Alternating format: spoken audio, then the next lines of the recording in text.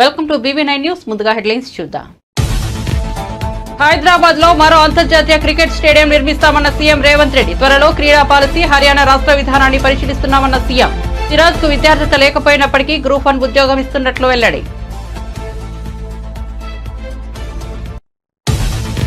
వయనాడు విలయం 300 దాటిన మృతుల సంఖ్య ఇప్పటి వరకు 308 మంది చనిపోయినట్లు నిర్ధారణ. 4వ రోజు కొనసాగుతున్న సహాయక చర్యలు. 40 బృందాలు 6 జోడ్లుగా విడిపోయి రెస్క్యూ ఆపరేషన్.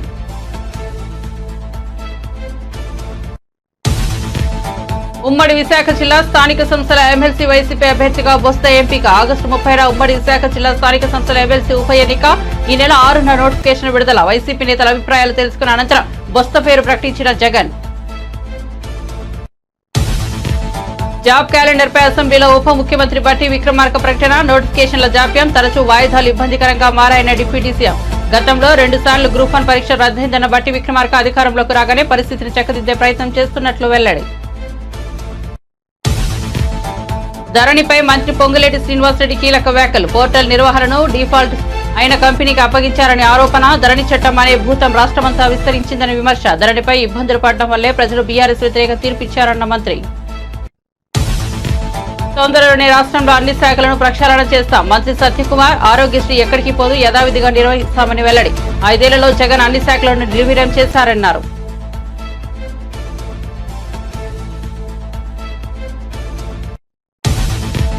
తిరుమల అన్నమయ్య భవనంలో డయల్ యువర్ ఈవో కార్యక్రమం. టీటీడీ అన్నప్రసాదాల్లో నాణ్యతపై ప్రత్యేకంగా దృష్టి సారించినట్లు వెల్లడి. దళారీ వ్యవస్థ నిర్మూలనకు ప్రత్యేక చర్యలు చేపట్టామన్న టీటీడీ ఈవో.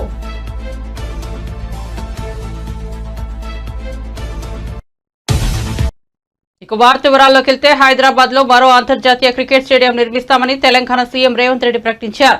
బేగరి కంచలోని స్కిల్ యూనివర్సిటీకి సమీపంలో నిర్మాణం చేపడతామని తెలిపారు. దీనిపై బీసీసీఐతో ప్రాథమిక చర్చలు పూర్తి చేశామన్నారు. ఈ మేరకు శాసనసభలో సీఎం మాట్లాడారు. రాష్ట్రంలో క్రీడాకారులను అన్ని విధాలుగా ప్రోత్సహిస్తామని, త్వరలో స్పోర్ట్స్ పాలసీ తీసుకొస్తామని సీఎం రేవంత్ రెడ్డి చెప్పారు.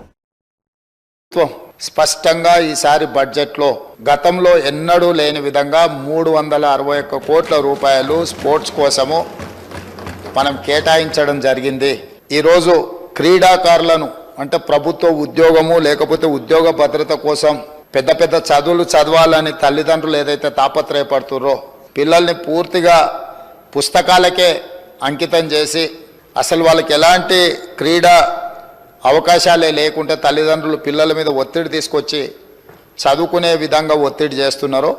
ఆటలలో కూడా రాణిస్తే ఉద్యోగాలు వస్తాయి, ఉపాధి వస్తుంది, ఆ కుటుంబానికి గౌరవం పెరుగుతుంది. ఈ విషయం ప్రపంచానికి తెలవడం కోసమే ఈరోజు నిఖత్ జరీన్కి ఆర్థిక సాయం అందించినాం. జూబ్లీహిల్స్ బంజారాహిల్స్ ప్రాంతంలో ఇల్లు కట్టుకోవడానికి 600 గజాల ప్లాట్ ఇచ్చినాం.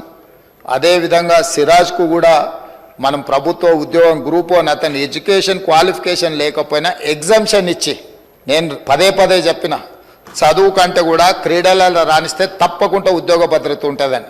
ఇంటర్మీడియట్ పాస్ అయిన సిరాజ్కు మనం ఇస్తున్న గ్రూప్ 1 జాబ్కి యాక్చువల్గా డిగ్రీ క్వాలిఫై అయి ఉండాలి. మనం ఆ ఎడ్యుకేషన్ కూడా ఎగ్జామ్షన్ ఇచ్చి మరి మనం సిరాజ్కి ప్రభుత్వ ఉద్యోగం ఇవ్వడం జరిగింది. అధ్యక్ష నిఖత్ జరీన్ గ్రాడ్యుయేట్ కాబట్టి వారికి కూడా మనము గ్రూప్ 1 డిఎస్పీ కార్డర్ పోస్ట్ ఇవ్వడం జరిగింది. ఈరోజు నేను తమ ద్వారా తెలంగాణ రాష్ట్రంలో కంప్లీట్గా స్పోర్ట్స్ పాలసీని తీసుకురాదలుచుకున్నాము. వివిధ రాష్ట్రాలల్లో మేము వాటిని స్టడీ చేసి వాటికి సంబంధించిన సమాచారాన్ని కూడా సేకరించినాము. అత్యధికంగా క్రీడాకారులకు ప్రోత్సాహకాలు ఇస్తున్నది హర్యానా రాష్ట్రము. అంటే అర్జున్ అవార్డీస్ కానీ ఇతర ఏ అవార్డీస్ అయినా ఇతర మెడల్స్ ఏం తీసుకొచ్చినా ఆటోమేటిక్గా వాళ్ళకి సహాయం అందించే విధంగా ఒక పాలసీ ఉన్నది. అంటే ఆర్థిక సహాయం కావచ్చు, లేకపోతే ఇల్లు కట్టుకోవడానికి కావచ్చు, లేకపోతే వాళ్ళకు ప్రభుత్వంలో ఉద్యోగాలు ఏ స్థాయి ఏ మెడల్ వస్తే ఏ విధంగా వాళ్ళకి ప్రభుత్వంలో ఉద్యోగ అవకాశాలు కల్పించాలనో హర్యానా స్టేట్లో బెస్ట్ పాలసీని అడాప్ట్ చేసుకున్నారు. అధ్యక్ష మేము అందుకే ఈరోజు హర్యానా, పంజాబ్ ఇతర ప్రాంతాలలో బాక్సింగ్ రిలేటెడ్ కానీ అదర్ రిలేటెడ్ క్రీడలలో రాణించిన వాళ్ళకి ఏ విధంగా ప్రభుత్వం ప్రోత్సాహకాలు ఇస్తున్నదో వాటన్నిటిని కూడా మేము స్టడీ చేస్తున్నాం. వచ్చే సమావేశాలలో స్పోర్ట్స్ పాలసీని సభలో చర్చకు పెట్టి మిత్రుడు బీజేపీ ఎమ్మెల్యే గారు ఏదైతే సలహా చెప్పినరో స్పోర్ట్స్ స్టేడియంలను కూడా ప్రోత్సహించడానికి ఈరోజు ప్రభుత్వం దాని మీద ప్రత్యేకంగా దృష్టి పెట్టినాం. వీలైనంత మేరకు మండలానికి ఒక మంచి మినీ స్టేడియంను నిర్మిస్తే నిజంగానే ఉపయోగం ఉంటుంది. కాకపోతే ఈరోజు తెలంగాణలో భూముల విలువ అత్యధికంగా పెరిగిపోయి ప్రభుత్వ భూములు కబ్జాలకు లోనయ్యి చాలా ప్రాంతాలలో లేవు. ఎక్కడైనా ఏదైనా మండల కేంద్రాలలో ఒకవేళ భూమి అందుబాటులో ఉంటే ప్రభుత్వానికి బడ్జెట్ కేటాయించడానికి ఎలాంటి ఇబ్బంది లేదు. అదేవిధంగా ఈ వేదిక మీద నుంచి తమరికి నేను చెప్పదలుచుకున్నది, మేము బీసీసీఐతో మాట్లాడుతున్నాం. వారితో ప్రాథమిక చర్చలు పూర్తి అయిపోయినాయి. నిన్న ఎక్కడైతే బేగర్ కంచెలో మనము స్కిల్స్ యూనివర్సిటీని ప్రారంభించుకున్నామో తొందరలోనే నేషనల్ అకాడమీ ఆఫ్ కన్స్ట్రక్షన్ కూడా అక్కడికే షిఫ్ట్ చేయాలనుకుంటున్నాం. ఉమ్మడి విశాఖ జిల్లా స్థానిక సంస్థల ఎమ్మెల్సీ వైసీపీ అభ్యర్థిగా బొత్స సత్యనారాయణ ఎంపికయ్యారు. ఈ మేరకు వైసీపీ అధ్యక్షుడు జగన్ నిర్ణయం తీసుకున్నారు. ఉమ్మడి విశాఖ జిల్లా వైసీపీ నేతల అభిప్రాయాలను తెలుసుకున్న అనంతరం జగన్ తమ పార్టీ ఎమ్మెల్సీ అభ్యర్థిగా బొత్స పేరును ప్రకటించారు. ఉమ్మడి విశాఖ జిల్లా స్థానిక సంస్థల ఎమ్మెల్సీ స్థానానికి ఆగస్టు 30న ఉప ఎన్నిక జరగనుంది. ఈ నేపథ్యంలో ఆగస్టు 6న నోటిఫికేషన్, అదే రోజు నుంచి ఆగస్టు 13 వరకు నామినేషన్ల స్వీకరణ, ఆగస్టు 14న నామినేషన్ల పరిశీలన ఉంటుంది. ఆగస్టు 16 వరకు నామినేషన్ల ఉపసంహరణకు గడువు ఉంటుంది. ఆగస్టు 30న ఉదయం 8 గంటల నుంచి సాయంత్రం 4 గంటల వరకు పోలింగ్ నిర్వహిస్తారు. ఉమ్మడి విశాఖ జిల్లా పరిధిలో విశాఖపట్నం, అల్లూరు సీతారామరాజు, అనకాపల్లి జిల్లాల మున్సిపల్ కార్పొరేటర్లు, జెడ్పీ, ఎంపీపీ సభ్యులు ఎమ్మెల్సీ ఎన్నికల్లో ఓటు వేయనున్నారు. సెప్టెంబర్ 3న ఓట్ల లెక్కింపు ఉంటుంది. తెలంగాణ ఉప ముఖ్యమంత్రి మల్లు భట్టి విక్రమార్క అసెంబ్లీలో జాబ్ క్యాలెండర్ పై ప్రకటన చేశారు. శాసనసభలో ఆయన మాట్లాడుతూ గత 10 ఏళ్ల కాలంలో నోటిఫికేషన్ జాప్యం, తరచూ వాయిదాలు ఇబ్బందికరంగా మారాయన్నారు. గత ప్రభుత్వ పాలనలో ఉద్యోగాల నియామక ప్రక్రియ గందరగోళంగా మారిందన్నారు. గతంలో 2 సార్లు గ్రూప్ 1 పరీక్ష రద్దయిందని తెలిపారు. తమ అధికారంలోకి రాగానే పరిస్థితిని చక్కదిద్దే ప్రయత్నాలు చేస్తున్నామన్నారు. ఇప్పటికే టీజీపీఎస్సీని ప్రక్షాళన చేశామన్నారు. వివిధ పరీక్షలకు నోటిఫికేషన్లు ఇచ్చినట్లు చెప్పారు. అభ్యర్థుల కోరిక మేరకు గ్రూప్ 2 వాయిదా వేసినట్లు చెప్పారు. జాబ్ క్యాలెండర్ ను కేబినెట్ మీటింగ్ లో ఆమోదించినట్లు చెప్పారు. జాబ్ క్యాలెండర్ 2024-25ని సభ్యులందరికీ అందించినట్లు తెలిపారు. దశాబ్దాలుగా ఎదురు చూస్తున్నటువంటి నిరుద్యోగ యువతీ యువకుల యొక్క ఆశలను నిజం చేయటం కోసం ఆనాడు కాంగ్రెస్ పార్టీ ఆధ్వర్యంలో మేము ప్రభుత్వంలోకి రాగానే నిరుద్యోగ యువతీ యువకుల ఉద్యోగాలు నియమించే ప్రక్రియని వెంటనే మొదలు పెడతాం. పబ్లిక్ సర్వీస్ కమిషన్ ప్రక్షాళన చేస్తాం. తద్వారా నిరుద్యోగ యువతీ యువకులకి ఎప్పుడు పరీక్షలు జరుగుతాయో తేదీలతో సహా ముందుగానే ఆ క్యాలెండర్ను ప్రకటిస్తాం. తద్వారా జరిగేటువంటి పోటీ పరీక్షల్లో ఇబ్బంది లేకుండా, ఓవర్లాప్ కాకుండా, సమస్యలు ఉత్పన్నం కాకుండా ఉండేటట్టుగా చేస్తామని ఆ రోజు మాటిచ్చాం. దానికి అనుగుణంగానే ఈరోజు కాంగ్రెస్ ప్రభుత్వం, ప్రజాప్రభుత్వం, రాష్ట్ర ముఖ్యమంత్రి రేవంత్ రెడ్డి గారి నాయకత్వంలో ఈరోజు జాబ్ క్యాలెండర్ని మనం చాలా రోజుల నుంచి ఎదురు చూస్తున్నటువంటి జాబ్ క్యాలెండర్ సంబంధించి ఈరోజు ప్రకటన ప్రభుత్వ తరఫున చేస్తూ ఉన్నాం. అధ్యక్ష, తెలంగాణలో ప్రభుత్వ ఉద్యోగార్థులు ఖాళీలో నోటిఫికేషన్ల జాప్యం, తరచుగా వాయిదాలు, పరీక్షల రద్దు, ప్రశ్నాపత్రాలు లీక్ అవ్వటం, వేరే పరీక్ష తేదీలు ఒకటే అవ్వటం, వీటి వల్ల చాలా ఇబ్బందులు పడుతూ ఉన్నారు. పోటీ పరీక్షలకు సన్నద్ధం అయ్యే యువతల్లో ఈ సమస్యలు తీవ్రమైన నిరుత్సాహాన్ని కలిగించాయి. గత ప్రభుత్వ పాలనలో తెలంగాణ పబ్లిక్ సర్వీస్ కమిషన్ సరైన నిర్వహణ లేని కారణంగా 2 సార్లు గ్రూప్ 1 పరీక్ష రద్దు అయింది. పేపర్ లీక్ కారణంగా 2023 మార్చి 17వ తేదీన మొదటిసారి పరీక్ష రద్దు కాగా, ఉద్యోగార్థుల బయోమెట్రిక్స్ తీసుకోనందున హైకోర్టు ఉత్తర్వుల ద్వారా 2024 ఫిబ్రవరి 19వ తేదీన రెండోసారి కూడా పరీక్ష రద్దు అయింది. ప్రస్తుత ప్రభుత్వం ఇందిరమ్మ రాజ్యం అధికారంలోకి రాగానే ఈ సమస్యలను పరిష్కరించుకోవడానికి గౌరవ ముఖ్యమంత్రి గారి ఆధ్వర్యంలో తక్షణ కార్యాచరణ చేపట్టింది. సాగునీరు, పౌర సరఫరాల మంత్రి గారితో పాటుగా ముఖ్యమంత్రి గారు యూనియన్ పబ్లిక్ సర్వీస్ కమిషన్ పనితీరును అర్థం చేసుకోవటానికి కమిషన్ చైర్మన్ గారిని స్వయంగా సంప్రదించారు. నూతన చైర్పర్సన్, సీనియర్ సివిల్ సర్వెంట్స్, సభ్యులుగా నియమించడం ద్వారా తెలంగాణ పబ్లిక్ సర్వీస్ కమిషన్ని ప్రక్షాళన చేయటం జరిగింది. రిక్రూట్మెంట్ ప్రక్రియను సరళీకృతం చేయటానికి యూపీఎస్సీ మరియు కేరళ పబ్లిక్ సర్వీస్ కమిషన్ అనుసరిస్తున్న పద్ధతులు. కేరళలోని వయనాడ్లో ప్రకృతి సృష్టించిన విలయంలో ప్రాణాలు కోల్పోయిన వారి సంఖ్య 300 దాటింది.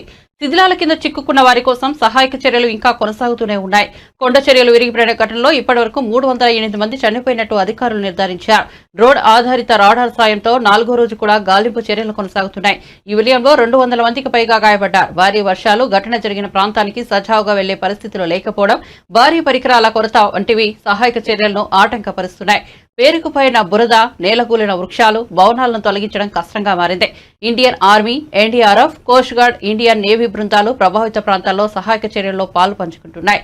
ఒక్కో బృందంలో 3 స్థానికులు, అటవీ శాఖ అధికారి కూడా ఉన్నారు. మొత్తం 40 బృందాలు 6 జోన్లుగా విడిపోయి సెర్చ్ ఆపరేషన్లో పాల్గొంటున్నాయి.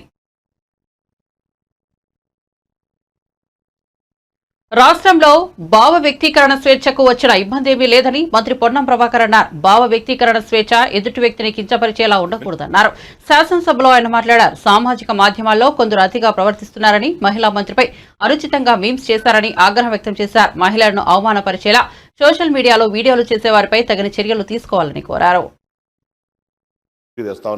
వారి ఉద్దేశం అటువంటి వారిని కూడా చర్య తీసుకోవద్దంటే సభ జరుగుతూ ఉంది, మిత్రులు ధర్నా చేస్తూ ఉన్నారు, అక్కడి నుంచి ఫోటోలు తీస్తుంటే మేము చూసినాం లేదని మా సహచార సభ్యుడు వచ్చి మాకు చెప్తా ఉంటుంటే దాని మీద వచ్చిన వీడియో చూస్తే మీరు తప్పకుండా దాని మీద సోదరికి జరిగినా సిగ్గుగా అనిపించే పరిస్థితి ఉంది. దయచేసి సభ్యులందరూ కూడా గమనించండి. ఇటువంటి పరిస్థితి ఉంటుంది. నేను కూడా చెప్పిన మొన్న కూడా రవాణా శాఖ మంత్రిగా నిజంగా మహిళలు 70 కోట్ల మంది ప్రయాణం చేశారు. నేనేమంటున్నా, ప్రయాణం చేసే సందర్భంలో ఒకవేళ కొత్తలో వచ్చినప్పుడు అరే ఫ్రీ బస్ వచ్చింది కానీ వాళ్ళని ప్రయాణం చేసి ఉండొచ్చు. కానీ ఇవాళ ఎటువంటి వీడియోలు అంటే కొంతమంది వ్యక్తులు తెలుసు సంబంధించినటువంటి ఇవాళ సోషల్ మీడియాకు సంబంధించి నేను మీ ద్వారా పోలీసు అధికారులు కూడా అటువంటి వాళ్ళకి సంబంధించి చర్యలు తీసుకునే పరిస్థితి స్వయంగా వారిని అంటే ఆ వీడియో చూసినట్టయితే మీరు కూడా నిజంగా చెప్తా ఉన్నా దయచేసి అధ్యక్ష, అటువంటి వీడియోలను ప్రదర్శించే పరిస్థితి ఉంటే ఎట్లా అధ్యక్ష? కావాల్సుకొని దానికి సంబంధించి నిన్న మేము మాట్లాడుతుంటే ఏదో ప్రతిదీ ఒక నిమిషంలో ఏదైనా ఇప్పుడు ఒక ప్రతిబంధన, ఒక నిబద్ధత దానేకంగా మనం ఆనాడు ప్రభుత్వం మాట్లాడిన వాళ్ళు 100 మంది మీద కేసులు పెట్టిన అధ్యక్ష. ఒక్కొక్కరికి ఎన్ని రకాల సోషల్ మీడియాలో ఇయ్యాలో నా దగ్గర చెప్తాను. అనేక మంది మేము నా కార్యకర్తలు కేసులు ఎదుర్కొన్నటువంటి పరిస్థితి ఉన్నది. ఇవాళ ఏం మాట్లాడింది కూడా ఉన్న జరిగిన వాస్తవాన్ని ప్రభుత్వ నిర్ణయాన్ని వ్యతిరేకిస్తే ఇవాళ నేరుగా ఇండివిజువల్స్, ఒక మంత్రి, ఒక గిరిజనకు సంబంధించినటువంటి ఒక సోదరి మన మహిళ ఇక్కడ జరిగినటువంటి శాసనసభలో జరిగిన దాని మీద కూడా ఇట్లా నేను అడుగుతాను గౌరవ అమ్మా, నేను మీ గురించి నేను నా పార్టీకి సంబంధించి నేనేం మళ్ళా నేను social media this is running commentary sir అధ్యక్ష, రన్నింగ్ కామెంటరీ. నేను గౌరవ సభ్యుడు మాట్లాడిన అంశం మీద నేను రవాణా శాఖ మంత్రిగా నేను గతంలో కూడా మొన్న చెప్పిన ఆర్టీసీకి సంబంధించి మహిళలు ఉల్లిపాయలు తీసుకొని బస్సులలో పోతురని ప్రత్యేకించి ఫేక్ వీడియోస్ తయారు చేసి పెడుతుంటే ఇది మహిళలను అవమానపరిచినట్టు కాదా? ఇలా వాళ్ళకి సంబంధించి అకారణంగానే అవమానపడి ఏం జరిగింది దానికి సంబంధించి రోజు పొద్దున అదే ఎజెండా నిన్నటికి అయిపోయింది. నేను దాని గురించి మాట్లాడాలి ఇప్పటివరకు. మళ్ళీ మీరు నేనేమడుగుతా ఉన్నా, నేను ఆ విషయంలో మీరు ఇయ్యాల సామాజిక మాధ్యమాల్లో వ్యక్తిత్వ హననాలు జరుగుతున్నాయని బీఆర్ఎస్ నేత కేటీఆర్ అన్నారు. ప్రధాని నుంచి ఎమ్మెల్యేల వరకు వ్యక్తిత్వాన్ని కించపరిచేలా వీడియోలు వస్తున్నాయని తెలిపారు. శాసనసభలో తమ సభ్యులు ఎవరూ వీడియోలు తీయలేదని స్పష్టం చేశారు. భావ వ్యక్తీకరణ స్వేచ్ఛను హరించేలా కొన్ని చట్టాలు వస్తున్నాయని వాటిపై ఆలోచించి నిర్ణయం తీసుకోవాలని కేటీఆర్ సూచించారు. బిల్లు ఏదైతే ఉందో నేను దాని మీదే నేను స్పష్టంగా చెప్పింది. మా పార్టీ తరఫున ప్రభుత్వం తీసుకొచ్చిన బిల్లును సమర్థిస్తున్నాము, స్వాగతిస్తున్నాము అని చెప్పాను. దాంతోపాటు మరి గౌరవ మంత్రివర్యులు, రవాణా శాఖ మంత్రివర్యులు వారికి ఎందుకు ఆవేశం వచ్చిందో నాకు తెలియదు. కానీ అధ్యక్ష వారికి నేను కాదు ప్రభాకర్ గారు, నేను దయచేస్తాను, నేను మిమ్మల్ని అనట్లేదు, మీ గురించి ఏమి వేరే విమర్శ కూడా చేయట్లేదు. ఈ బిల్లు విషయంలో నేను చెప్పింది ఏంటంటే ఈ మధ్యన కొన్ని చట్టాలు ఎట్లాంటివి వస్తున్నాయంటే ప్రజల భావ వ్యక్తీకరణ స్వేచ్ఛను కూడా హరించే విధంగా వస్తున్నాయి. తెలంగాణలో మీరు చెప్పారు గతంలో కొంత ఇలాంటి కార్యక్రమాలు జరిగినాయి, ఇబ్బందులు జరిగినాయి, మేము వచ్చిన తర్వాత దాన్ని మారుస్తామని చెప్పారు. కర్ణాటకలో అక్కడి ప్రభుత్వం, కాంగ్రెస్ ప్రభుత్వం కేంద్రం తీసుకొస్తున్న చట్టాల వల్ల, కొన్ని చట్టాల వల్ల పోలీస్ రాజ్యం అయ్యే ప్రమాదం ఉంది. కాబట్టి మేము కొన్ని సవరణలు చేస్తామని చెప్పారు. నేను రాష్ట్ర ప్రభుత్వాన్ని నేను అడిగేది ఏమంటే మన రాష్ట్రంలో ముఖ్యంగా ఇక్కడ ఈ సభలో కూర్చున్న వాళ్ళలో కూడా చాలామంది గతంలో వామపక్ష ఉద్యమాల్లోంచి, లెఫ్ట్ ఉద్యమాల్లోంచి, పౌర హక్కుల సంఘాల, ప్రజా సంఘాల నుంచి వచ్చిన వాళ్ళు ఉన్నారు. నేను ప్రభుత్వాన్ని అడిగేది ఏమంటే ప్రజల భావ వ్యక్తీకరణ స్వేచ్ఛను హరించే విధంగా కాకుండా మీరు దయచేసి ఈ రకమైన బిల్లులు తెచ్చేటప్పుడు అన్ని రకాలుగా ఆలోచించి తెమ్మని చెప్పాను తప్ప వారు ఇంకొక మాట అన్నారు. అక్కడి నుంచి ఎవరో వీడియోలు తీశారు ఇంకోటి అన్నారు. మా వైపు నుంచి అలాంటిది ఏం జరగలేదు. ఇక్కడ మొత్తం కెమెరాలు మీ ఆధీనంలో ఉంటాయి. స్పీకర్ గారు, మీ సెక్రటరీ గారి ఆధీనంలో, మీ ఆఫీస్ ఆధీనంలో ఉంటాయి. మీరు మొత్తం చెక్ చేసుకోవచ్చు. అలాంటిది ఏమైనా జరిగిందా, జరిగితే మా సభ్యుల వల్ల జరిగిందా, లేదా ఇక్కడ ఉన్న కెమెరాలు ఆ ఏజెన్సీ ఎవరైతే నడుపుతున్నారో వాళ్ళ వల్ల జరిగిందా, ఏ రకంగా జరిగింది మొత్తం చూసుకోవచ్చు. ఏమైనా చర్య తీసుకోవాలనుకుంటే ప్రభుత్వం చట్టాల పరంగా చట్టబద్ధంగా తీసుకోవచ్చు, మాకు అభ్యంతరం లేదు. కానీ ఇవాళ అధ్యక్ష మీరు సోషల్ మీడియా కనుక చూస్తే దాడి ఒక్కరి మీద జరుగుతలేదు అధ్యక్ష.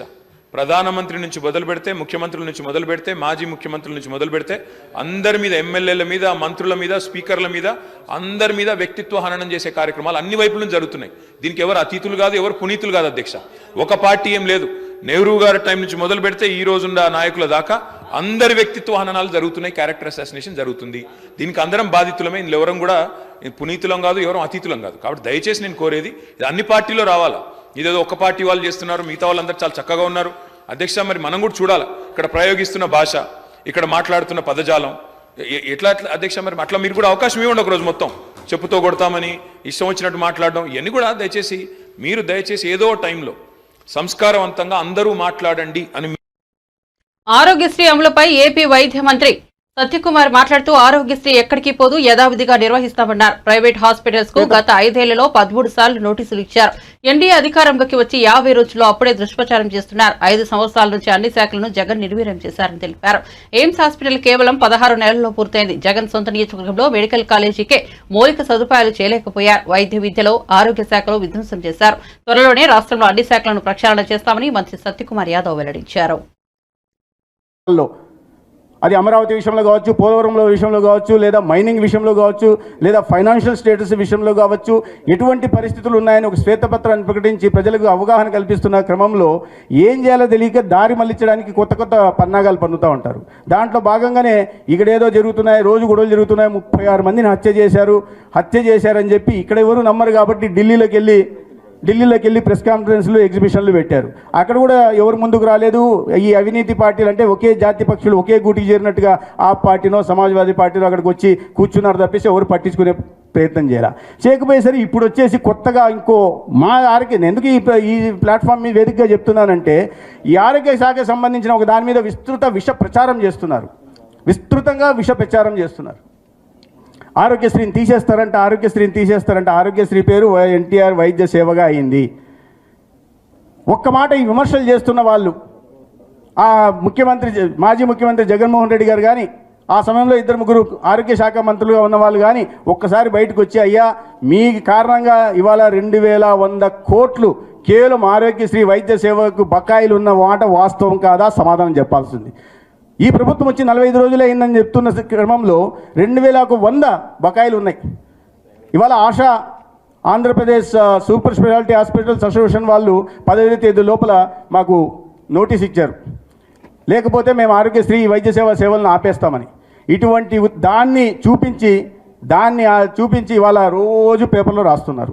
అసత్య ప్రచారాలు చేస్తున్నారు. ఆరోగ్యశ్రీని తీసేస్తారని.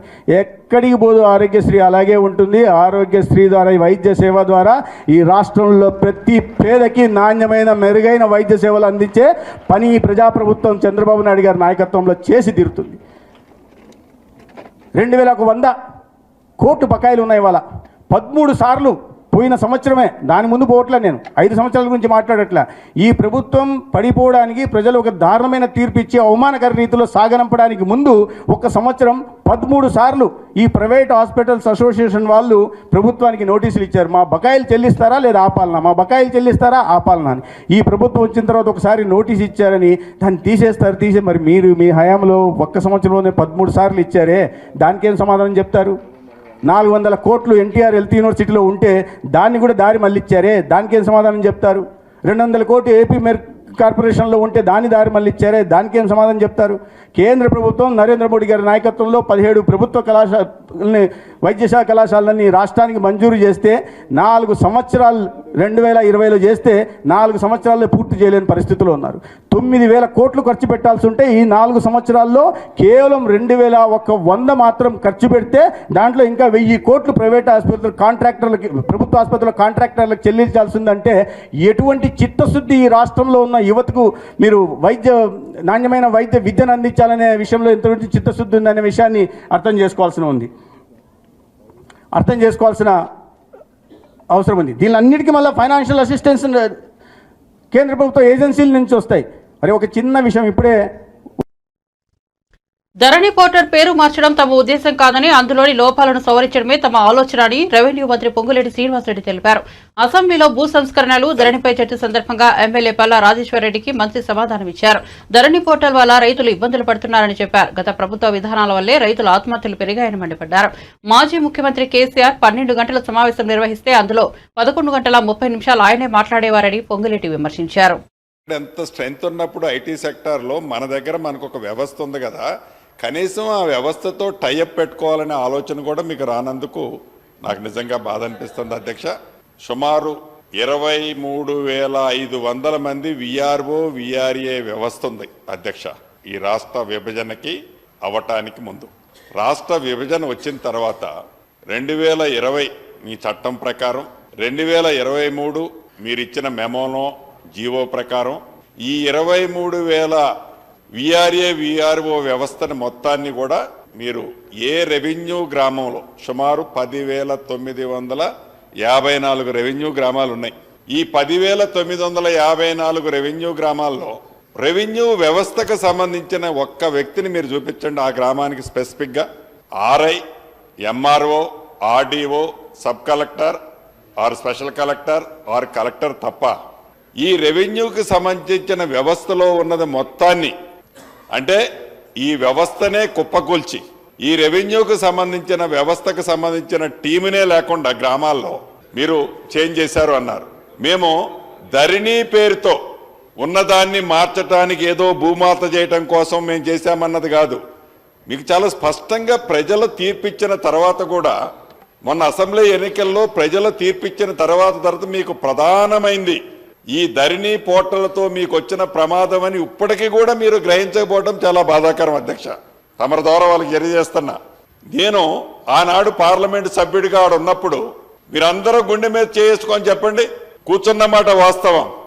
ఒక 6 గంటలు 10 గంటలు 12 గంటలు మనం ఒక మీటింగ్లో ఆనాటి ఆ ముఖ్యమంత్రి గారు, మాజీ ముఖ్యమంత్రి గారి దగ్గర కూర్చుంటే 12 గంటలు కూర్చుంటే 11 గంటల 30 నిమిషాలు వారు మాట్లాడతారా మనం మాట్లాడేవాళ్ళమా? చెప్పండి మీరు. అంటే దాంట్లో నేను డెప్త్గా పోలేదని, దాన్ని ఏదో మీరు ఇట్లా గోకితే నేను గోక్కుండా ఉండను. ఏమి మాట్లాడినమో, ఏం చేసినమో, ఏం చేయలేదో మన అంతరాత్మకి అక్కడ ఉన్నాం మీకు తెలుసు, నాకు తెలుసు. ప్రధాన ప్రతిపక్షంలో ఉన్న మీ పార్టీ పక్షాన సూటిగా ఒక ప్రశ్న అడుగుతున్నా. ఈ విఆర్ఏ వ్యవస్థ ఏదైతే ఉందో, ప్రతి రెవెన్యూ విలేజ్కి ఒక మనిషి రెవెన్యూ వ్యక్తి ఉండాలని మీరు అనుకుంటున్నారా? అసలు ఆ వ్యవస్థే అక్కర్లేదు. డైరెక్ట్గా గ్రామ స్థాయిలో ఉన్న రెవెన్యూ వ్యవస్థను తీసుకొచ్చి హైదరాబాద్ సెక్రటేరియట్లో పెట్టాలని అనుకుంటున్నారో మీ సమాధానంలో చెప్పండి అధ్యక్ష. మీరు చాలు చేశాము 18 లక్షల్లో 16 లక్షలు అని చెప్పేది పరిష్కరించలే అధ్యక్ష. రిజెక్ట్ చేశారు అధ్యక్ష. రిజెక్ట్ చేసిన పద్ధతి కూడా ఏ కారణం చేత రిజెక్ట్ చేశామని చూపించరు అధ్యక్ష. ఒకే సమస్య మీద ఒక్కొక్క రైతు 10 సార్లు 15 సార్లు ఈ మాడ్యూల్ అంటే ఆ మాడ్యూలు, ఆ మాడ్యూల్ అంటే ఆ మాడ్యూలు, ఈ 33 ప్రదేశాల్లో తిప్పుకుంటూ ఆ 2 సంవత్సరాలు వాళ్ళు పడ్డ వేదన పరిష్కరించింది ఏంటి? డిస్పోజల్ చేయటం అంటే న్యాయమైంది, జెన్యూన్ ఉన్నది క్లియర్ చేయటం పాజిటివ్ కాదు. అప్లికేషన్ వచ్చింది, నా టేబుల్ మీద నుంచి పక్కోడికి రిజెక్ట్ చేశానని చేశారే తప్ప ఆనాటి సమస్యలు. ఈనాడు 2,45,000 అప్లికేషన్లు ధరణిలో పెండింగ్ ఉంటే మళ్ళీ 1,10,000 18,000 వచ్చిన తర్వాత ఇంకా ఇప్పటికి 1,40,000 పెండింగ్ ఉన్నాయి అధ్యక్ష. అంటే తిరుమల అన్నమయ్య భవన్ లో TTD EO Shyamala Rao dial your EO కార్యక్రమాన్ని నిర్వహించిన సందర్భంగా ఆయన మాట్లాడుతూ జూలైలో 22 లక్షల మంది భక్తులు శ్రీవారిని దర్శించుకున్నారని తెలిపారు. భక్తుల రద్దీ దృష్ట్యా శ్రీవారి దర్శన టికెట్లు పరిమితం చేసినట్లు ఆయన పేర్కొన్నారు. ఈవో మాట్లాడుతూ తిరుమల తిరుపతి దేవస్థానం అన్నప్రసాదాల్లో నాణ్యతపై ప్రత్యేకంగా దృష్టి సారించినట్టు తెలిపారు. దళారీ వ్యవస్థ నిర్మూలనకు ప్రత్యేక చర్యలు చేపట్టామన్నారు. కాగా ఇప్పటికే నాసిరకం నెయ్యి సరఫరా చేస్తున్న కాంట్రాక్టర్ను టీటీడీ బ్లాక్ లిస్టులో పెట్టింది.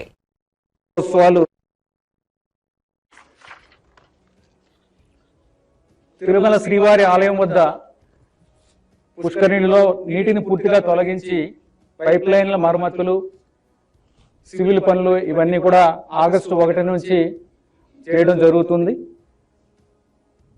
ఈ కారణంగా నెల రోజుల పాటు పుష్కరిణి హారతి ఉండదు.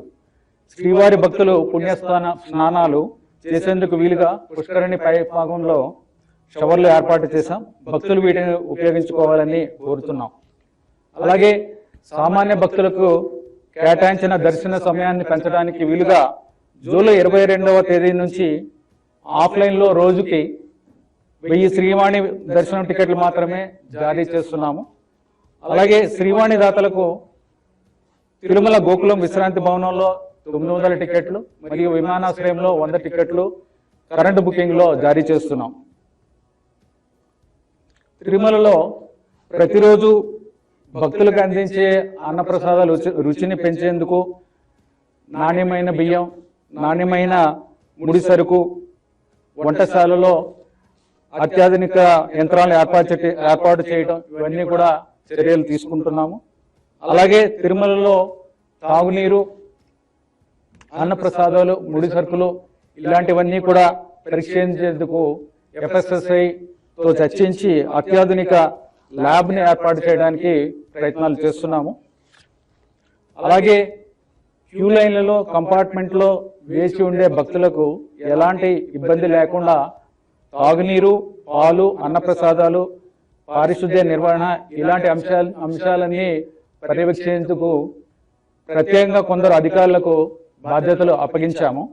భక్తుల సౌకర్యార్థం క్యూ లైన్లో 6 చోట్ల అన్నప్రసాదాలు అందించడానికి ప్రత్యేక కౌంటర్లు, అలాగే అదనపు మరుగుదొడ్లు ఏర్పాటు చేశాము. శ్రీవారి భక్తులకు అవసరమైన వసతి, దర్శనం, ఆర్జిత సేవ టికెట్లు వాటికి సంబంధించి మోసగిస్తున్న అనేక మంది దళారులని ఎప్పటికప్పుడు కనిపెట్టి వారిపై చట్టపరమైన చర్యలు తీసుకుంటున్నాము. ఇప్పటికే చాలా మంది దళారులను ఆన్లైన్ సిస్టంలో బ్లాక్ చేయడం జరిగింది. శ్రీవారి భక్తులకు సరసమైన ధరలకు పరిశుభ్రమైన, ఆరోగ్యకరమైన మరియు రుచికరమైన ఆహారాన్ని అందించేందుకు టీటీడీ లక్ష్యం. టీటీడీ నిబంధనలను పాటించని హోటళ్లపై చట్టపరమైన చర్యలు తీసుకుంటాము. అలాగే వారికి ఈ విషయంలో ట్రైనింగ్స్ కూడా ఇవ్వడం జరుగుతుంది. తిరుమల శ్రీవారి లడ్డూ ప్రసాదాలు మరింత నాణ్యంగా, రుచికరంగా అందించేందుకు నాణ్యమైన ముడి సరుకులు, నాణ్యమైన నెయ్యి కొనుగోలుకి చర్యలు తీసుకుంటున్నాం. బులెటిన్ ముగించే ముందు హెడ్లైన్స్ మరోసారి చూద్దాం. హైదరాబాద్ లో మరో అంతర్జాతీయ క్రికెట్ స్టేడియం నిర్మిస్తామన్న సీఎం రేవంత్ రెడ్డి. త్వరలో క్రీడా పాలసీ, హర్యానా రాష్ట్ర విధానాన్ని పరిశీలిస్తున్నామన్న సీఎం. సిరాజ్ కు విద్యార్హత లేకపోయినప్పటికీ గ్రూప్ 1 ఉద్యోగం ఇస్తున్నట్లు వెల్లడి.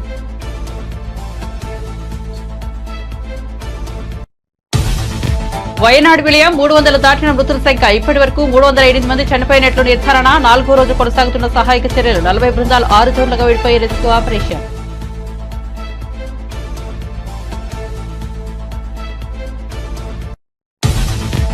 ఉమ్మడి విశాఖ జిల్లా స్థానిక సంస్థల ఎమ్మెల్సీ వైసీపీ అభ్యర్థిగా బొత్స ఎంపిక. ఆగస్టు 30న ఉమ్మడి విశాఖ జిల్లా స్థానిక సంస్థల ఎమ్మెల్సీ ఉప ఎన్నిక. ఈ నెల 6న నోటిఫికేషన్ విడుదల. వైసీపీ నేతల అభిప్రాయాలు తెలుసుకున్న అనంతరం బొత్స పేరు ప్రకటించిన జగన్. జాబ్ క్యాలెండర్ పై అసెంబ్లీలో ఉప ముఖ్యమంత్రి బట్టి విక్రమార్క ప్రకటన. నోటిఫికేషన్ల జాప్యం, తరచూ వాయిదాలు ఇబ్బందికరంగా మారాయన డిప్యూటీ సీఎం. గతంలో 2 సార్లు గ్రూప్ 1 పరీక్ష రద్దయిందన్న బట్టి విక్రమార్క. అధికారంలోకి రాగానే పరిస్థితిని చక్కదిద్దే ప్రయత్నం చేస్తున్నట్లు వెల్లడి. ధరణిపై మంత్రి పొంగులేటి శ్రీనివాసరెడ్డి కీలక వ్యాఖ్యలు. పోర్టల్ నిర్వహణను డిఫాల్ట్ అయిన కంపెనీని అప్పగించారనే ఆరోపణ. ధరణి చట్టం అనే భూతం రాష్ట్రమంతా విస్తరించిందన్న విమర్శ. ధరణిపై ఇబ్బందులు పడడం వల్లే ప్రజలు బీఆర్ఎస్ వ్యతిరేక తీర్పు ఇచ్చారన్న మంత్రి. తొందరలోనే రాష్ట్రంలో అన్ని శాఖలను ప్రక్షాళన చేస్తామన్న మంత్రి సత్యకుమార్. ఆరోగ్యశ్రీ ఎక్కడికి పోదు, యథావిధిగా నిర్వహిస్తామన్న వెల్లడి. 5 ఏళ్లలో జగన్ అన్ని శాఖలను నిర్వీర్యం చేశారని వ్యాఖ్య.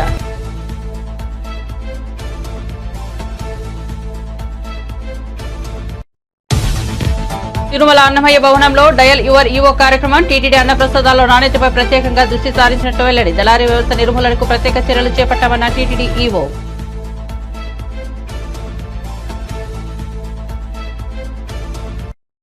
మరిన్ని అప్డేట్స్ కోసం చూస్తూనే ఉండండి BB9 న్యూస్.